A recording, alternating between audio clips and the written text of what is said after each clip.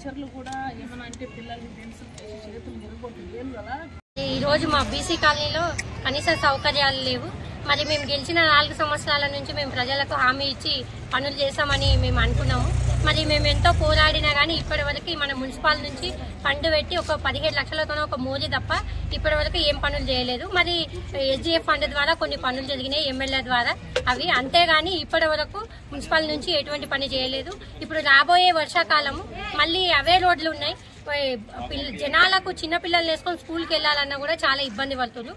బైక్ల మీద పోయి కింద పడి దెబ్బలు తాకించుకొని హాస్పిటల్ పాలవుతున్నారు. కానీ ఇప్పటి వరకు సమస్యలు పట్టించుకుంటలేరు. సమస్యలు పరిష్కారం అయ్యే దిశగా ఆలోచన కూడా చేస్తలేదు. ఇప్పుడు వివక్ష చూపిస్తున్నారు బీసీ కాలనీ అని అంటే బీసీ కాలనీ లేడీ అని, నేను బతకనికే వచ్చినా అని. మరి బతకనికే వచ్చిన వాళ్ళందరితోనే ఓట్లు వేయించుకుంటారు. మరి వాళ్ళ ఓట్లతోనే గెలిచి నాయకులు కావాలి కానీ వాళ్ళ సమస్యలు తీర్చాలి కదా. ఇప్పటి వరకు వాళ్ళ సమస్యలు కూడా తీర్చలేరు.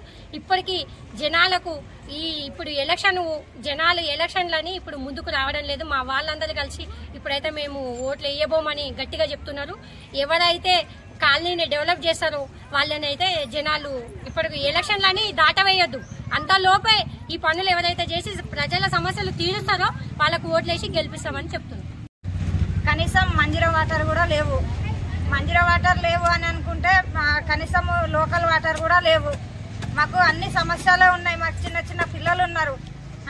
రోడ్ల సమస్య ఉంది. ఏది చేయడం లేదు. మాకు ఇప్పుడు మెయిన్ వాటర్ కావాలి. వాటర్ లేవు. మరి దీనికి సమస్య ఏంది? ఎవరు పట్టించుకోవడం లేదు. పట్టించుకోకపోతే మరి మేము ఏం చేయాలి? కమిషనర్ గారు పట్టించుకోవాలి కదా. 2 బోర్లు వేయండి. ట్యాంకర్లు పంపిస్తే ట్యాంకర్లు 600 ఇండ్లకు ట్యాంకర్లు ఏం సరిపోతాయి? సరిపోవు కదా. ఉన్నోళ్ళు పట్టుకుంటారు, లేనోళ్ళు ఏం చేస్తారు? అందరూ గరీబోళ్ళు ఉన్నారు, కష్టం చేసుకొని బతికే వాళ్ళు ఉన్నారు. కొంతమందికి అందుతాయి, కొంతమందికి అందవు. కనీసం బోర్ వేస్తే ఆ బోర్లో వాటర్ పడితే ఈ కలెక్షన్ ఇస్తే మనకు వాటర్ వస్తాయి కదా. ట్యాంకర్లు అయితే సరిపోవు. బోర్లు వేయండి. అయితే మరి రోడ్లు చాలా ఘోరంగా ఉన్నాయి. ఆ రోడ్లు వర్షాకాలం వస్తే అడుగు తీసి అడుగు వేయరాదు. మాకు చాలా ఘోరంగా బురద తిని బురదలు కక్కినట్టున్నది మాది. మా పరిస్థితి 20 సంవత్సరాలు వస్తుంది, 25 సంవత్సరాలు వస్తుంది. ఇదే పరిస్థితి మాది. ఎప్పుడు ఒక్కరు కూడా ముందుకు వచ్చి మేము బాగా చేస్తాము, మేము పట్టించుకుంటాము అన్న వాళ్ళే లేరు. కరెంటు బిల్లు కట్టాలా కరెక్ట్ గా, ట్యాక్సులు కట్టాలా కరెక్ట్ గా, అన్ని కట్టాలి మేము కరెక్ట్ గా. మరి అన్ని కట్టినాక మరి వీళ్ళు చేయకపోవడము మేమెందుకు ఓట్లు వేయాలి? ఇవ్వాలి ఎందుకు?